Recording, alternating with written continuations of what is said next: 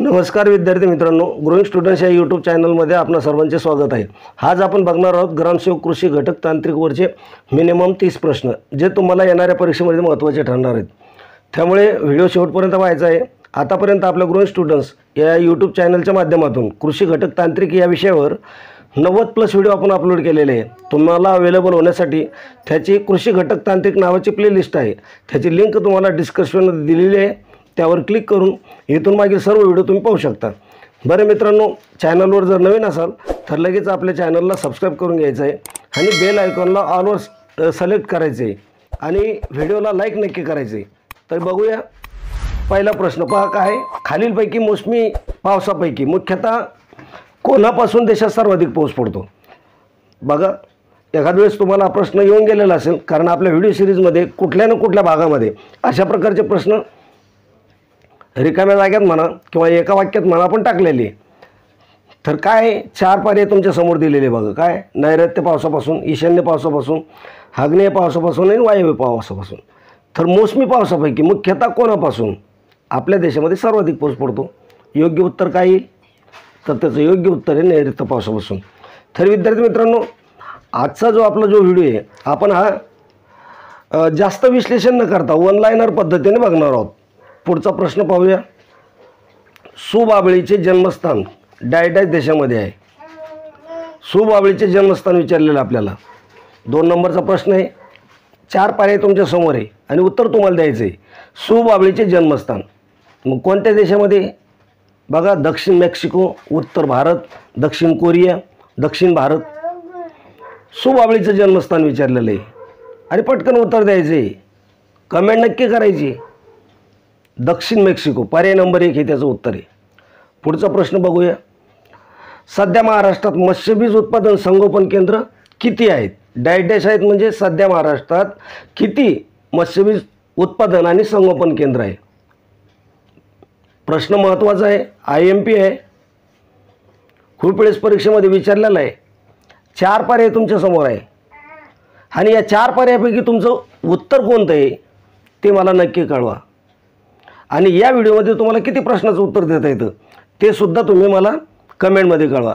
आणि एखाद्या वेळेस एखादा प्रश्नाचं उत्तर माझ्याकडून जर गलत होत असेल तर त्याचं योग्य उत्तरसुद्धा कमेंटमध्ये कळवा। बघा, 80, 60, 70, 90 महाराष्ट्रात किती मत्स्यबीज उत्पादन आणि संगोपन केंद्र आहे? तर योग्य उत्तर आहे बघा त्याचं पर्याय नंबर 3 70। सध्या महाराष्ट्रामध्ये 70 मत्स्यबीज उत्पादन आणि संगोपन केंद्र आहेत। पुढचा प्रश्न बघूया। खालीलपैकी कोणत्या प्रकारचे मासे गिलनेट जाळ्याच्या मदतीने पकडतात? माशाचे प्रकार दिलेले तुम्हाला आणि कोणता मासा कोणत्या जाळ्याच्या पद्धतीने पकडला जातो हे आपण आपल्या सिरीजमध्ये तुम्हाला सांगितलेलं आहे। तर या ठिकाणी प्रश्न काय आलेला आहे? गिलनेट जाळ्याच्या मदतीने। बघा, कोळंबी आहे, बांगडा आहे, सुरमई आहे किंवा यापैकी एकही नाही। मग कोणता मासा गिलनेट जाळ्याच्या मदतीने पकडला जातो? तर त्याचं योग्य उत्तर बघा मित्रांनो पर्याय नंबर 3 सुरमई हा जो मासा आहे हा कशाच्या मदतीने पकडला जातो? तर गिलनेट जाळ्याच्या मदतीने पकडला जातो। पुढचा प्रश्न आपण बघूया। बिगर मशागत त्याला आपण काय झिरो टायलेज म्हणतो। झिरो टायलेज पॉईंट हे तंत्र प्रामुख्याने डॅश या पीक पद्धतीमध्ये वापरले जाते। बिगर मशागत कोणत्या पद्धतीमध्ये वापरले जातं?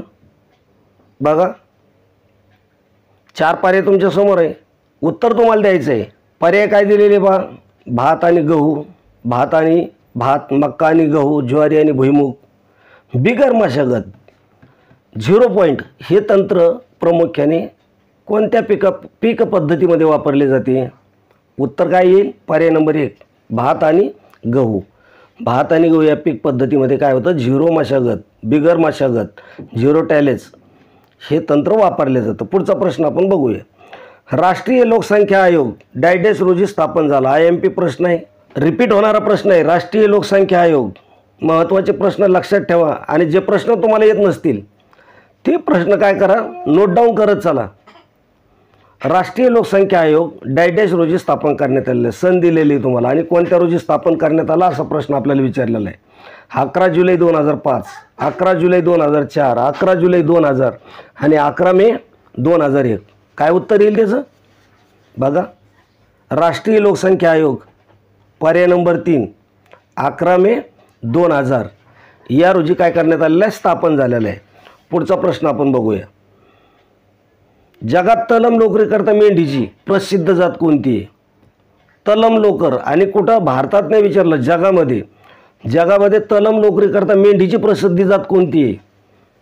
4 पर्याय तुमच्या समोर दिलेले. IMP प्रश्न असतात आपले, परीक्षेच्या दृष्टीने खूप महत्त्वाचे असे. 4 पर्याय कोणते पहा? रामबुलेट, साऊथ डाऊन, डॉर्सेट, मेरिनो. मग कोणती मेंढी आहे ती की तिची लोकर कशी आहे? तलम आहे आणि त्यासाठी ती जात प्रसिद्ध आहे. तर योग्य उत्तर आहे बघा पर्याय नंबर 4 मेरिनो. मेरिनो ही जी मेंढीची जात आहे तर ही कशासाठी प्रसिद्ध आहे? तलम लोकरीसाठी प्रसिद्ध आहे. पुढचा प्रश्न आपण बघूया. खालीलपैकी कोणती दुबार पीक पद्धती जमिनीची सुपीकता टिकवण्यासाठी आणि वाढविण्यासाठी चांगली आहे? बघा वाचण्यातून येऊन गेलेला असेल प्रश्न तुमच्या. कोणती दुबार पीक पद्धती आहे की ती काय करते? जमिनीची सुपीकताही टिकविते आणि सुपीकता वाढविते सुद्धा, त्यासाठी ती चांगली आहे. बघा दुबार पीक पद्धतीचे 4 पर्याय तुमच्या समोर आहे. नंबर 1 आहे सोयाबीन हरभरा, नंबर 2 आहे भात आणि गहू, नंबर 3 आहे मक्का आणि रब्बी ज्वारी आणि नंबर 4 आहे बाजरी आणि रब्बी ज्वारी. तर अशी या 4 पैकी दुबार पीक पद्धती की जिच्यामुळं काय होतं, जमिनीची सुपीकता टिकवल्याही जाते आणि जमिनीची सुपीकता वाढवल्याही जाते, अशी पद्धत आपल्याला पाहिजे. योग्य उत्तर काय येईल कमेंटमध्ये नक्की कळवा. आणि विद्यार्थी मित्रांनो, अजूनपर्यंत तुम्ही जर आपल्या ग्रोइंग स्टुडंट्स या यूट्यूब चॅनलला जर सबस्क्राईब केलं नसेल तर नक्की सबस्क्राईब करून घ्या आणि बेल आयकॉनला क्लिक करा आणि ऑलवर सिलेक्ट करा. त्याचप्रकारे व्हिडिओला लाईक नक्की करा, कारण तुमच्या एक लाईकमुळे काय होतं, चांगल्यात चांगला व्हिडिओ बनवण्यासाठी आम्हाला प्रोत्साहन मिळते. बघा काय विचारलेलं आहे तुम्हाला? जमिनीची सुपीकता टिकवण्यासाठी आणि वाढविण्यासाठी दुबार पीक पद्धती. पर्याय नंबर 1 सोयाबीन आणि हरभरा. ही जी पद्धती आहे ही काय करते? जमिनीची सुपीकता टिकवते आणि वाढवते. पुढचा प्रश्न आपण बघूया. कोणत्या पिकात सर्वसाधारण 15% साखर असते? IMP प्रश्न आहे, पीक विचारलेलं आहे तुम्हाला आणि कोणत्या पिकामध्ये सर्वसाधारणपणे 15% साखर असते? बघा 4 पर्याय तुमच्या समोर ठेवलेले आणि 4 पर्यायापैकी मला योग्य उत्तर पाहिजे. लगेच कमेंटमध्ये उत्तर द्यायचं आहे. पहा पर्याय काय? ऊस आहे, स्वीट कॉर्न आहे, स्वीट सोरगम आहे आणि स्वीट बीट आहे, शुगर बीट आहे. मग योग्य उत्तर काय येईल की ज्याच्यामध्ये 15% साखर असते? पर्याय नंबर 3 स्वीट सोरगम. हे जे पीक आहे या पिकामध्ये सर्वसाधारणतः किती टक्के साखर असते? 15%. पुढचा प्रश्न बघूया. मुरघास हे डॅश या पिकाच्या हिरव्या चाऱ्यापासून तयार करतात. मुरघास कोणत्या पिकाच्या हिरव्या चाऱ्यापासून तयार करतात? सर्वांना माहिती आहे, कारण आपण सर्व शेतकऱ्यांची मुलं आहोत. आपण काही म्हणजे पुणे मुंबईसारख्या शहरामधून आलेलो नाही ग्रामसेवकची परीक्षा द्यायला, खेड्यामधून आलेलो आहे ना. आपल्याला माहीत पाहिजे की मुरघास बनवण्यासाठी कोणत्या चाऱ्याचा उपयोग केला जातो. 4 पर्याय तुमच्या समोर आहे बघा. लसूण घास, बरसिंग इत्यादी द्विदल धान्ये. त्यानंतर दुसरा पर्याय मक्का, ज्वारी इत्यादी एकदल पिके. त्यानंतर वनवृक्ष आणि त्यानंतर फलोद्यान वृक्ष. तर योग्य उत्तर पाहिजे मुरघास हे कोणत्या पिकाच्या हिरव्या चाऱ्यापासून बनवले जातं? पर्याय नंबर 2 मक्का, ज्वारी आणि इतर एकदल पिके. पुढचा प्रश्न आपण बघूया. विद्यार्थी मित्रांनो, व्हिडिओ जर आवडत असेल तर त्याला लाईक नक्की करत चला आणि आपल्या विद्यार्थी मित्रांमध्ये व्हिडिओ जास्तीत जास्त शेअर करत चला. पुढचा प्रश्न आहे पहा. महाराष्ट्रात खरीप हंगामात भाताचे उत्पादन सर्वाधिक आहे, त्या खालोखाल डायडॅचचे उत्पादन आहे. खरीप हंगामात विचारले बघा. महाराष्ट्रामध्ये खरीप हंगामात तर माहीतच आहे, खरीप आहे, रब्बी आहे आणि उन्हाळी आहे. ह्यापैकी आपल्याला काय विचारलेलं आहे? खरीप हंगामामध्ये भाताचे उत्पादन सर्वाधिक तर आहेच, पण त्याच्या खालोखाल कोणत्या पिकाचं उत्पादन आहे? बघा 4 पर्याय तुमच्या समोर आहेत. काय काय आहे? ज्वारी आहे, सोयाबीन आहे, गहू आहे, बाजरी आहे. काय उत्तर येईल त्याचं? बहुतेक सर्व विद्यार्थ्यांना या प्रश्नाचं उत्तर यायलाच पाहिजे, कारण बऱ्याच वेळेस हे प्रश्न उलटून पालटून आपल्या समोरून येऊन गेलेले आहेत. तर महाराष्ट्रामध्ये खरीप हंगामात भाताचे उत्पादन सर्वाधिक आहे, मग त्या खालोखाल कशाचं उत्पादन आहे? पर्याय नंबर 2 सोयाबीनचं उत्पादन आहे. त्यानंतर आपण पुढचा प्रश्न बघूया. काय पुढचा प्रश्न बघा. कांद्याच्या बीज उत्पादनामध्ये कांदा लागवडीसाठी डॅश महिन्याचा कालावधी उत्कृष्ट आहे. कांद्यापासून आपल्याला बी तयार करायचे, खायसाठी कांदा नाही तयार करायचा. मग बीज तयार करण्यासाठी कोणत्या महिन्याचा कालावधी चांगला आहे कांद्याच्या बीज उत्पादनामध्ये? बघा जुलै आहे, ऑगस्ट आहे, सप्टेंबर आहे, ऑक्टोबर आहे. कोणत्या महिन्यामध्ये कांदा लावला म्हणजे बी चांगलं येतं? पर्याय नंबर 4 ऑक्टोबर महिना आहे. कांद्याच्या बीज उत्पादनामध्ये कांदा लागवडीसाठी ऑक्टोबर महिन्याचा कालावधी सर्वोत्कृष्ट आहे. पुढचा प्रश्न आपण बघूया. राष्ट्रीय स्तरावर बाजार सहकारी संस्थेची वरिष्ठ संघटना डॅश डॅश आहे. कोणती संघटना आहे? राष्ट्रीय स्तरावर बाजार सहकारी संस्थेची वरिष्ठ संघटना. बघा 4 पर्याय तुमच्या समोर दिलेले आणि काय करायचं, 4 पर्यायामधून योग्य उत्तर आपल्याला द्यायचं आहे. कोणती संघटना आहे जी की ती वरिष्ठ स्तरावर काम करते? बघा विपणन बँक आहे, नाफेड आहे, NCCF आहे आणि FCI आहे. तर आपल्याला काय करायचं आहे, राष्ट्रीय स्तरावर बाजार सहकारी संस्थेची वरिष्ठ संघटना सांगायची. तर ती वरिष्ठ संघटना आहे बघा पर्याय नंबर 2 नाफेड. पुढचा प्रश्न आपण बघूया. डॅश हे चारा पीक नेपियर गवत आणि आफ्रिकन बाजरी यांच्या संकरातून तयार झालेले कोणतं चारा पीक आहे की जे नेपियर गवत आणि आफ्रिकन बाजरी यांच्या संकरातून तयार झालेले? बघा 4 पर्याय आहे तुमच्यासमोर आणि योग्य उत्तर तुम्हाला द्यायचं आहे. काय आहे 4 पर्यायामध्ये? बघा हत्ती गवत आहे, त्यानंतर संकरित बाजरी आहे, त्यानंतर गजराज आहे आणि प्यारा गवत आहे. मग कोणतं गवत की जे नेपियर गवत आणि आफ्रिकन बाजरी यांच्या संकरामधून तयार झालेलं आहे? तर त्याचं योग्य उत्तर आहे बघा पर्याय नंबर 3 गजराज. गजराज हे जे गवत आहे ते काय नेपियर गवत आणि आफ्रिकन बाजरी यांच्या संकरापासून तयार झालेलं आहे. पुढचा प्रश्न आपण बघूया. टोमॅटोवरील फळे पोखरणाऱ्या अळीच्या एकात्मिक नियंत्रणासाठी डॅश डॅश या पिकाची स्थापना लागवड केली जाते. टोमॅटोवरील फळे पोखरणाऱ्या अळीच्या नियंत्रणासाठी कोणत्या पिकाची स्थापना लागवड केली जाते? बघा 4 पर्याय तुमच्या समोर आहे. झेंडू आहे, शेवंती आहे, डेझी आहे, सूर्यफूल आहे. मग कोणत्या पिकाची करणार? योग्य उत्तर काय आहे? योग्य उत्तर आहे पर्याय नंबर 1 झेंडू. टोमॅटोवरील फळे पोखरणाऱ्या अळीच्या एकात्मिक नियंत्रणासाठी झेंडू या पिकाची स्थापना लागवड केली जाते. त्यानंतर पुढचा प्रश्न बघा. आहारशास्त्रानुसार माणसाच्या दररोजच्या आहारामध्ये दुधाचं प्रमाण किती असावं?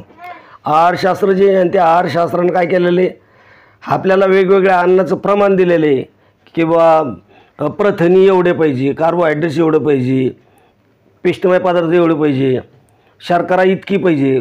दुधाचं प्रमाण विचारलं. आहारशास्त्रानुसार माणसाच्या दररोजच्या आहारामध्ये दुधाचं प्रमाण किती असावं? बघा 4 पर्याय आहे तुमच्या पुढं. 100 ग्रॅम, 210 ग्रॅम, 300 ग्रॅम, वरीलपैकी कोणतंही नाही.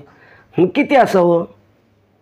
विद्यार्थी मित्रांनो, अजूनपर्यंत तुम्ही जर आपल्या ग्रोइंग स्टुडंट्स या यूट्यूब चॅनलला जर सबस्क्राईब केलं नसेल तर नक्की सबस्क्राईब करून घ्या आणि काही शंका असतील तर त्या कमेंट बॉक्समध्ये नक्की कळवा.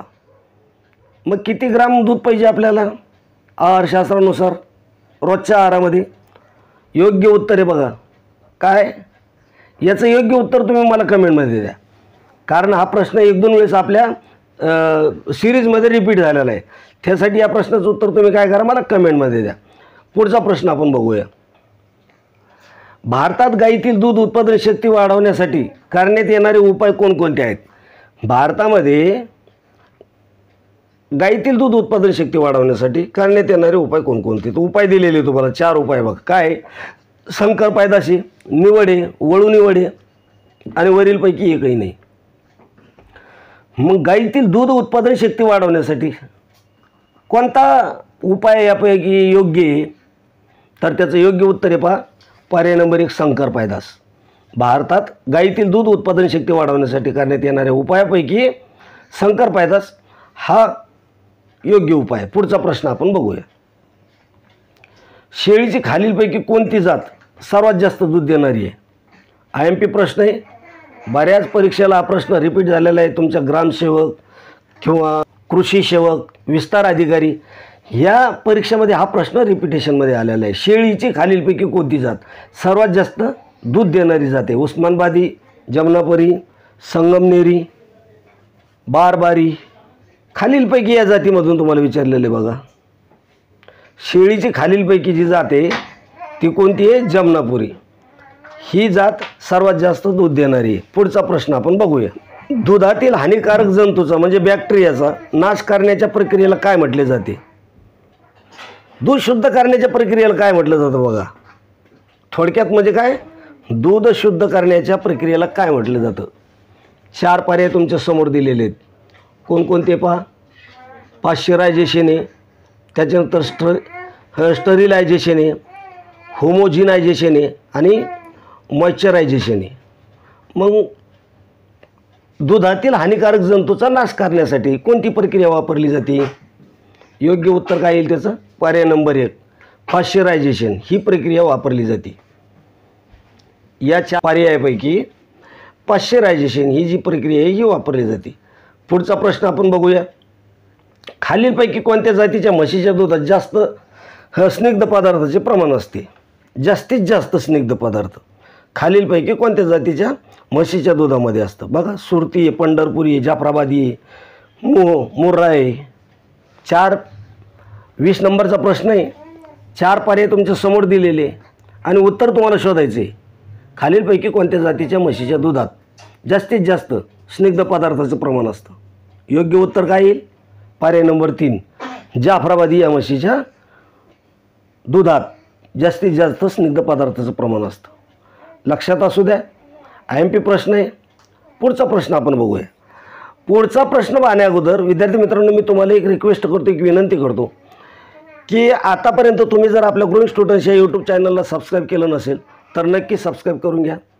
बेल आयकॉनला क्लिक करा आणि ऑनवर सिलेक्ट करून ठेवा की जेणेकरून दुसऱ्या व्हिडिओचे नोटिफिकेशन लवकरात लवकर तुमच्यापर्यंत पोहोचले जातील. आणि व्हिडिओला लाईक नक्की करत चला, कारण तुमच्या लाईकमुळे आम्हाला प्रोत्साहन मिळते व्हिडिओ बनवण्यासाठी. आणि त्यातील त्यात तुम्हाला इथून पाठीमागचे जर व्हिडिओ पाहायचे असतील तर आतापर्यंत आपण जवळजवळ 90+ व्हिडिओ आपण आपल्या ग्रोइंग स्टुडंट्स या चॅनलच्या माध्यमातून अपलोड केलेले. मागचे व्हिडिओ जर पाहायचे असतील तर प्लेलिस्ट आहे आणि त्याची लिंक मी तुम्हाला डिस्क्रिप्शनमध्ये देत आहे. तिच्यावर क्लिक करा आणि इथून पाठीमागचे सर्व व्हिडिओ तुम्ही पाहून घ्या. पुढचा प्रश्न पाहू. पुढचा प्रश्न काय दिलेला आहे बघा. कारण प्रश्न नाही आहे, परंतु ते मी माझ्या मनानं तुम्हाला देते. कारण या अन्नधान्यामध्ये आणि इतर ठिकाणी ज्या क्रांत्या झालेल्या आहेत त्या क्रांत्या कशाच्या संदर्भात झालेल्या आहे. कारण तुम्हाला हे कळेल रिकाम्या जाग्यात किंवा एका वाक्यात विचारलं जातं किंवा काळी क्रांती ही कशाच्या संदर्भात आहे, तर त्याचं उत्तर आपल्याला देता यायला पाहिजे. त्यासाठी मी तुम्हाला बऱ्याचशा क्रांत्या या ठिकाणी दिलेल्या आहे. त्या कशाच्या संदर्भात आहे ते तुम्ही काय करा, नोट डाऊन करून घ्या. बघा, चंदेरी क्रांती कशाच्या संदर्भात आहे तर अंड्याबाबत. त्यानंतर गुलाबी क्रांती जी आहे ती शिंपल्याबाबत किंवा कोळंबीबाबत. तपकिरी जी क्रांती आहे ती मसाल्याबाबत आहे. त्यानंतर करडी क्रांती आहे ही खताबाबत आहे. त्यानंतर सोनेरी क्रांती जी आहे ती फळे आणि फलोत्पादनात वृद्धी याच्याबाबत आहे. त्यानंतर पिवळी क्रांती जी आहे आपण त्याला पित्तक्रांती म्हणतो, ती तेलबियाच्या उत्पादनात वृद्धी. त्यानंतर हरित क्रांती जी आहे ती अन्नधान्याच्या उत्पादनात वृद्धी. आणि त्यानंतर हे धवल क्रांती ती दूध जे उत्पादन आहे दुधाचं, ती धवल क्रांती त्याच्यासाठी आहे दूध उत्पादनात. आणि त्यानंतर आहे लाल क्रांती ही मांस आणि टोमॅटो याच्या उत्पादनात वृद्धी. ह्यासाठी ह्या ज्या क्रांत्या तुम्हाला दिलेल्या आहे या क्रांत्या तुम्ही काय करा, लक्षात ठेवा, कारण ते तो गरजेचं आहे. परीक्षेमध्ये त्याच्यावर प्रश्न विचारले जातात. तर विद्यार्थी मित्रांनो, आज या ठिकाणी आपण थांबणार आहोत. जर व्हिडिओ आवडला असेल तर व्हिडिओला नक्की लाईक करा. आपल्या ग्रोइंग स्टुडंट्स या यूट्यूब चॅनलवर जर तुम्ही नवीन असाल तर त्याला सबस्क्राईब करून ठेवा. ज्यांनी सबस्क्राईब केलं असेल त्यांनी बेल आयकॉनला ऑलवर सिलेक्ट करून ठेवा. आणि प्लेलिस्ट आहे तिच्यामधून जवळजवळ 90+ व्हिडिओ आपण अपलोड केलेले. प्लेलिस्टला क्लिक करून इथून मागचे सर्व व्हिडिओ तुम्हाला पाहायला भेटतील. तर भेटूया उद्याच्या व्हिडिओमध्ये. तोपर्यंत जय हिंद, जय महाराष्ट्र.